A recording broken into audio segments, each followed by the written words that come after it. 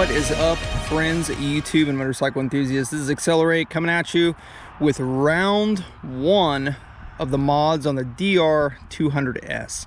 All right, guys, many of you know I got this bike. If you haven't seen the reveal video, go back and look at the videos. We got this bike for my wife to do some dual sporting, some light adventure riding, to basically get out there, get in the dirt, as well as getting on the road and get some light adventure and riding done. So we went through, I did a bunch of research and we collaborated together. I got her input of where we wanted to take the bike, what we wanted to do, and then you know, basically went after it. So I'm going to go through some mods that we did to it, and just for a heads up, every one of these mods, the parts are in the description.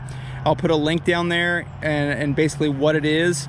So you guys, if you want to do these same mods, then you can absolutely do it. The one thing that I won't get in too much detail with is the LED turn signals. I already did a separate video on that one.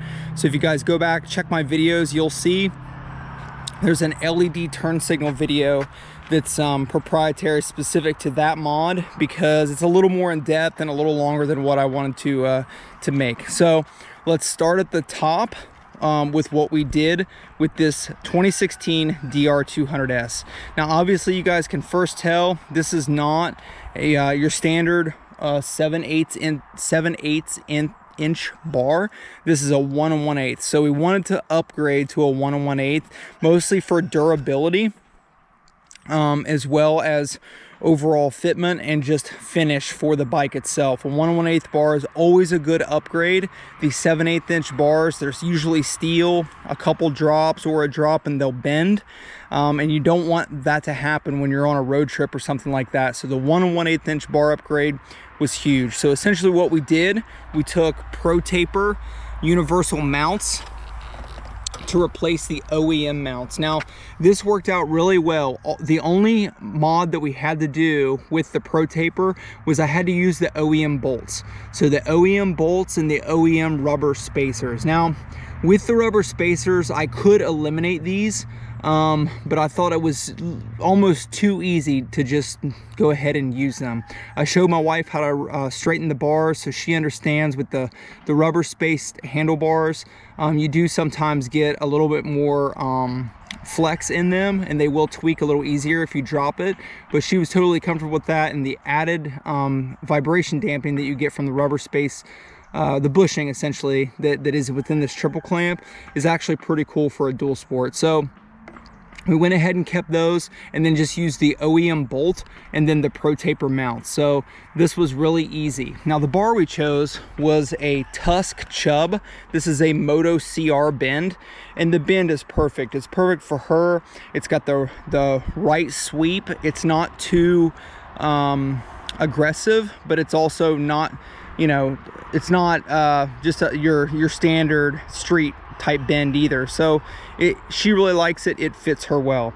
Now in that process, we also went ahead and did some Pro Taper waffle grips. Now she really likes these waffle grips. She really likes the softness of them as well. So perfect time to go ahead and do the waffle grips. Now I will make one note for installation with the grips. For you guys out there that may be looking, I was not able to find lock-on grips. I'm a big fan of the ODI grips that lock on. Was not able to find a camber wheel that the ODI grips use with the DR200. So I had a spare set. I tried the wheels that I had and nothing seemed to work. So we went ahead and did the Pro Taper. I also had a hard time finding an aftermarket throttle tube that I could just install the grip on.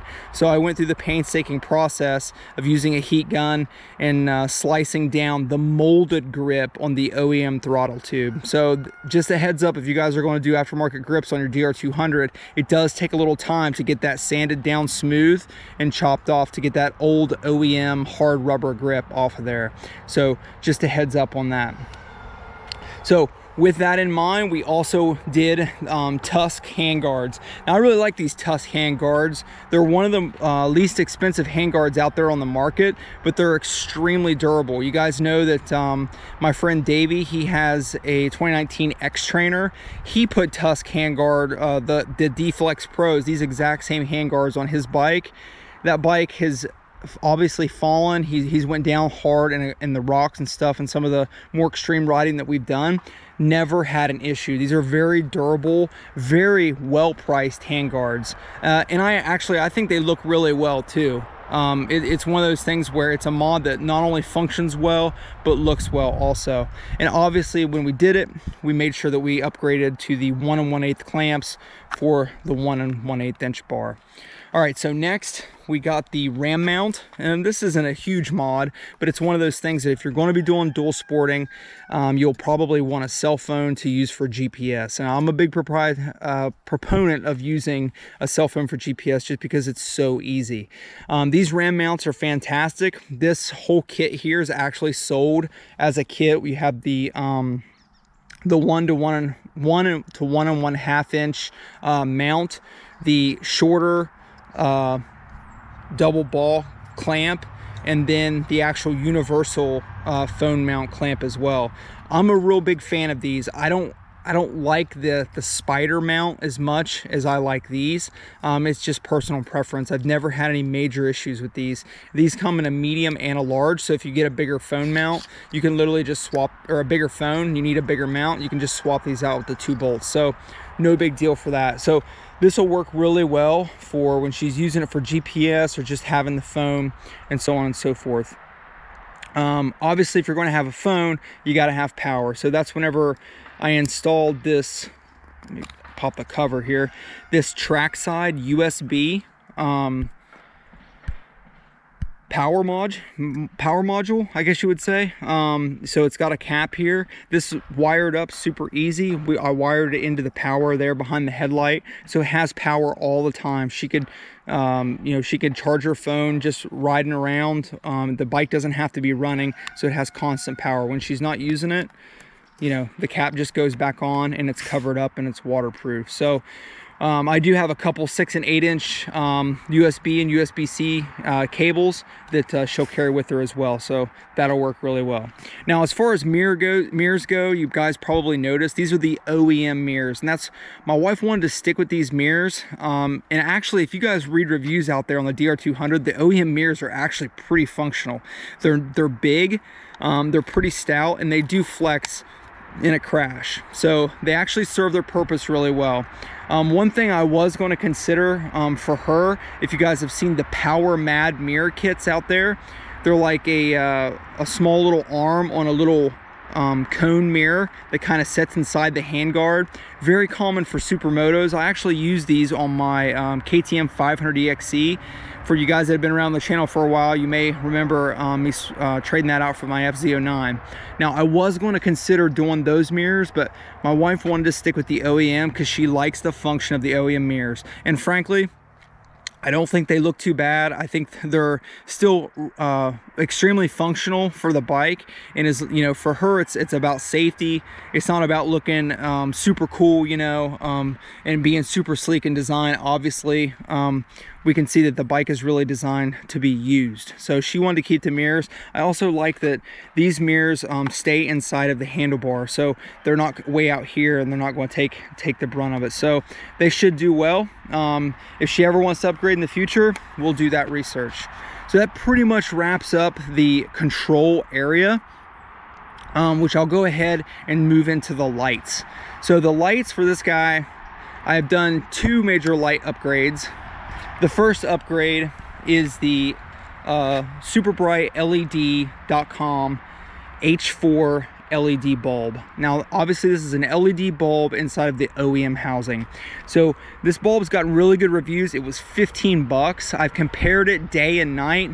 It's literally night and day compared to the OEM non-LED bulb. I mean, what a great upgrade. Now, a lot of people will say, you need a projector housing and so on and so forth, and I agree with that. This is a step 1 of a 2-step mod that if if this doesn't perform and do what we want it to do, I do plan to move towards like a Baja design or a Cyclops or something like that, an actual retrofitted projector LED unit. Those run about 150 to 170 bucks, where this was 15 bucks. So wanted to give it a shot. I've ran this light a little bit. I've driven around at night.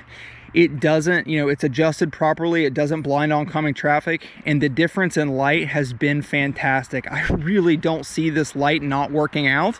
I think it's going to do great.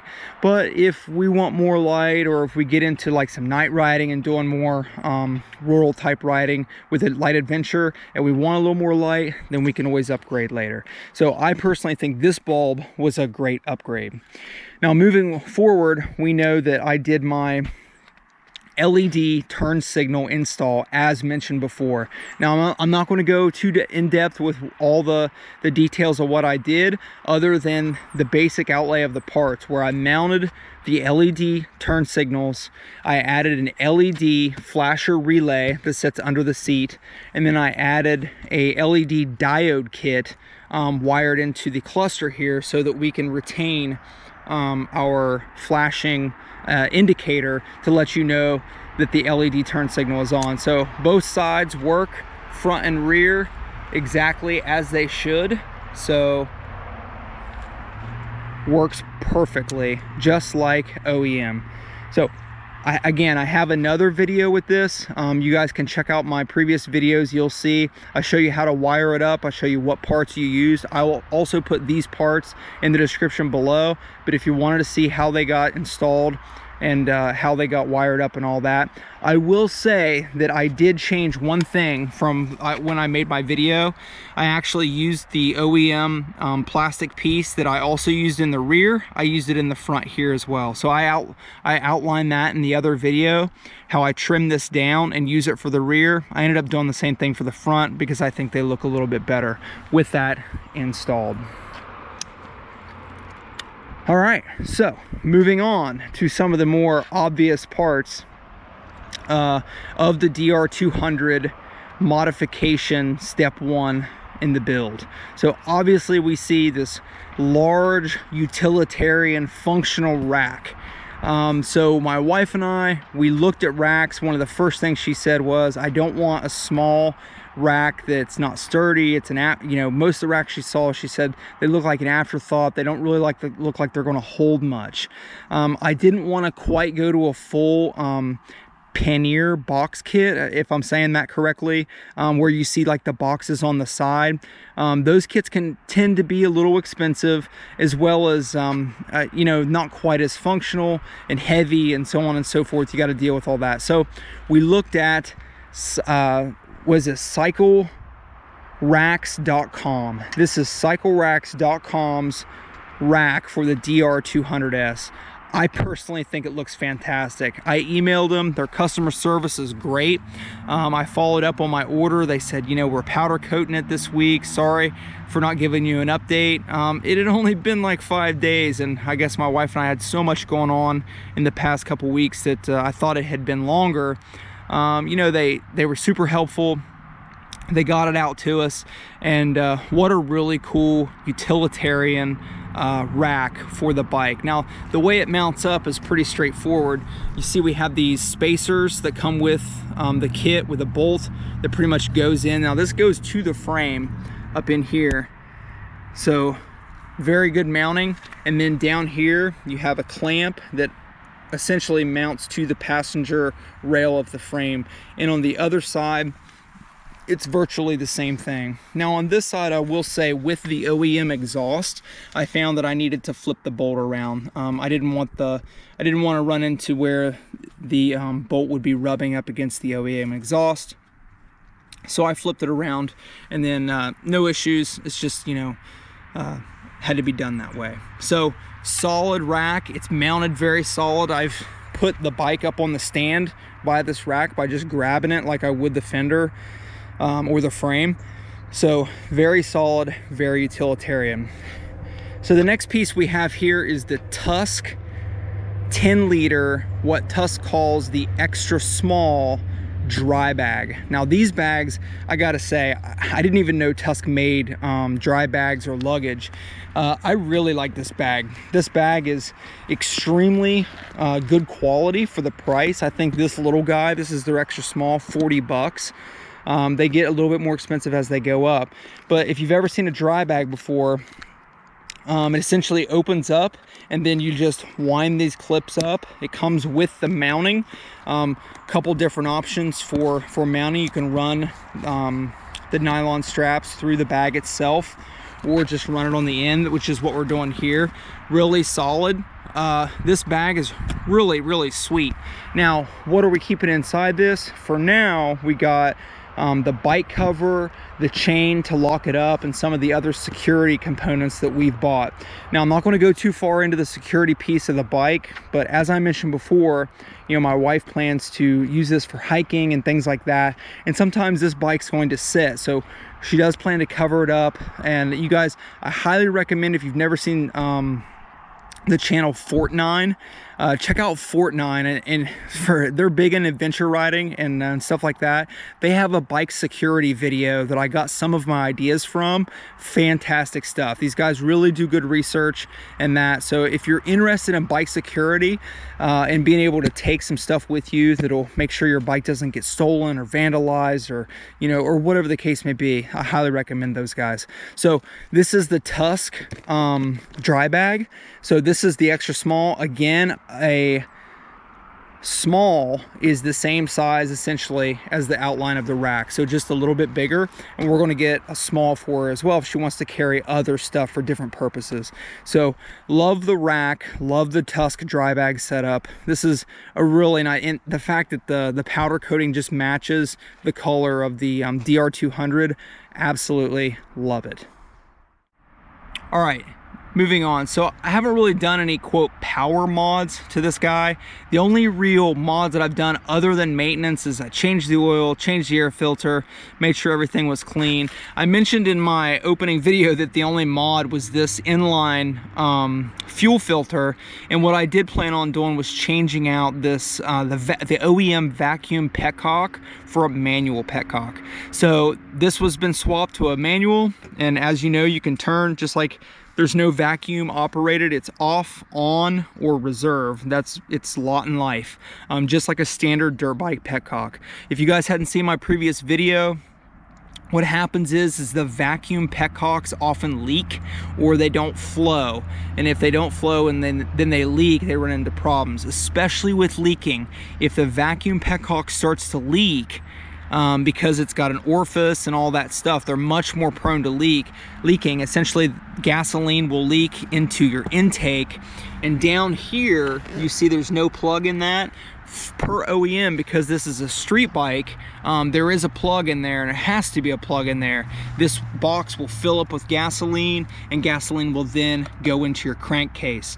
Now, we got a couple ways to solve that. Obviously, number one is to put a manual petcock on there. These things don't leak, folks. There's no vacuum diaphragm in there or anything like that. It's just on or off.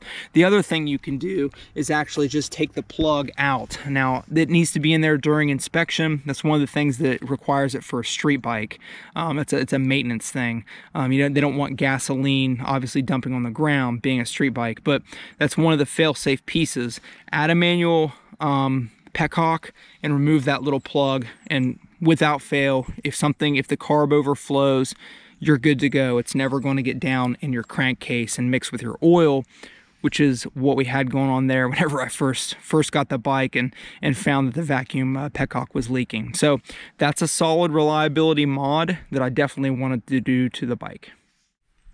All right, next we have the Ricochet Racing skid plate. Now, I definitely wanted to add a skid plate to this bike for a couple reasons. Number one, any bike that you think you're even going to be going down a dirt road on, you want to add a skid plate to it, guys. It doesn't take much. Literally a rock comes up, cracks the starter, snaps one of these bolts off, you go over the hill, whatever the case may be. If you think you're going to be doing any kind of off-roading at all, always add a skid plate. Even the little plastic skid plates are better than nothing. So this bike from the factory has nothing. So Rocky Mountain ATV sells a Ricochet Ricochet Racing skid plate. Now I will say this with Ricochet Racing, their skid plates do come in two options. You can get the silver, or you can also get anodized black. We chose to go with the silver just because the anodized black does add a couple weeks of time to it, but I think personally it looks really well. It matches the engine cases pretty well. I do think black would look nice, but it would probably highlight it a little bit more. I think it blends well. I think it's made very well. The fitment was fantastic. Now, one thing I don't like about this skid plate, and it may be kind of hard to see, but if you look down in here about how it's bolted to the frame in both front and rear, it has like these half hook with locking bolts attached to them, and then the Torx bolt goes through and connects to that. That is probably the biggest pain in the butt installation of any skid plate I've ever done. I mean, guys, I've installed like single turbos on cars and all kinds of crazy stuff, and this was such a pain to put on with just myself with a single set of hands. But you know, I got it done. It's not that bad. It's definitely durable, and it is mounted very solid.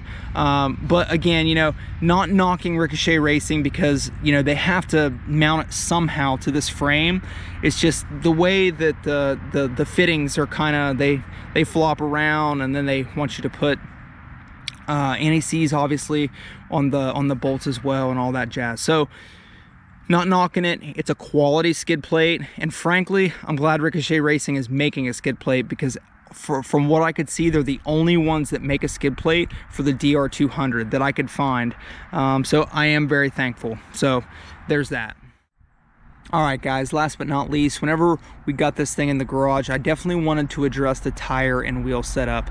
Now, as many of you know, the DR200 comes with trail wings. Trail wings don't really get the best reviews or ratings. They're really known more of a road-oriented tire with some off-road tendencies. So I wanted to go with an actual 50-50 tire, since this bike will see some off-road, but the off-road that it sees is mostly going to be like dirt roads, double track, fire road type riding. But at the same time, it will be, I want it to be confidence inspiring for my wife on the on-road as well, so I don't want anything weird. So I chose a Kenda K270 dual sport tire. These tires get fantastic reviews. Now, whenever I got the tires, I ended up going a little bit wider, both front and rear, and I actually could have went a little bit wider in the rear.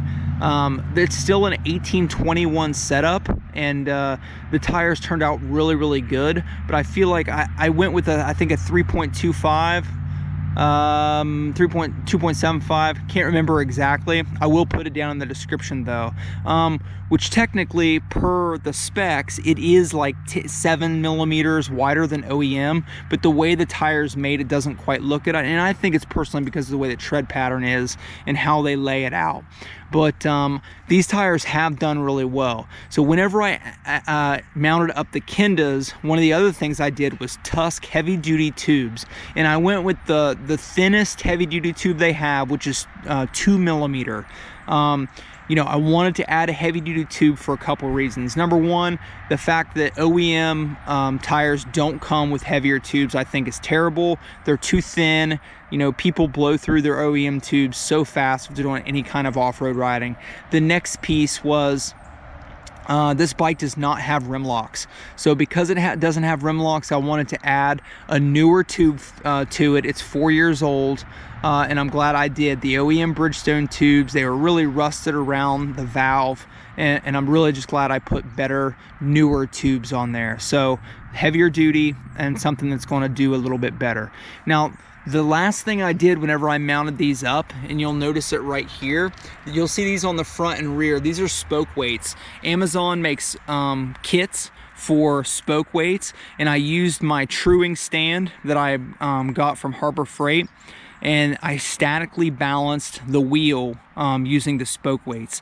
Essentially, you put it on the stand, and the heaviest part of the wheel will always go to the bottom. You start adding weight to the top until you can rotate the wheel and it doesn't turn naturally on that trimming stand. That's one of the best ways to balance a motorcycle tire, and I'm telling you guys, it works really well.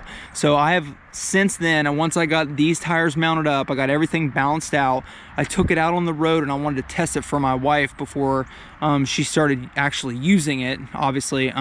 So I got this thing up to 65 miles an hour, going downhill a little bit, pretty impressive, right? The little DR200 got my 215-pound carcass 65 miles an hour, full throttle, wide open, maxed, going slightly downhill down the road.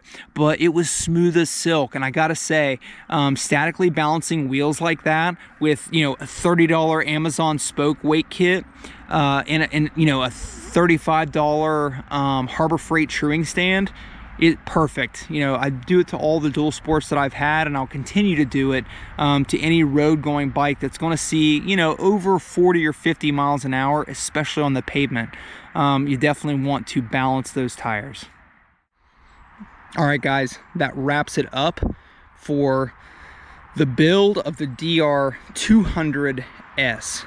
Now, the first question you may ask is, are there going to be any more mods for the DR200? I personally don't foresee us doing anything major beyond what we've done so far. So the DR200, I think, is at a really good spot to be used for it to be the utilitarian dual sport bike that we purchased it for. I think it's going to do really well. If there are any updates to the mods as we move along, if we do end up upgrading anything, I'll make sure that I add another video. I want to keep you guys updated. Again, you know, I've said it before, the DR200 doesn't get a whole lot of love. You know, it doesn't get a lot of mods, or there's not a lot of information out there about it. So I definitely wanted to put something out there and you know, make sure that I, you know, try to contribute as much as possible to the community. So anything else that could be done to the DR, obviously there's lots of things. You guys, if you've seen caustics videos, full exhaust, carb mods, intake mods, there are more mods as far as power goes, and I'm not ruling those out. But as of now, you know, if my wife needs more power, we'll address those whenever the time comes. But as for now, the bike runs pretty darn good in stock form. She hasn't complained about the get up at all. So hope you guys get out there, have a fantastic week, you know, get on two wheels, ride a dirt bike. This is Accelerate once again, signing off.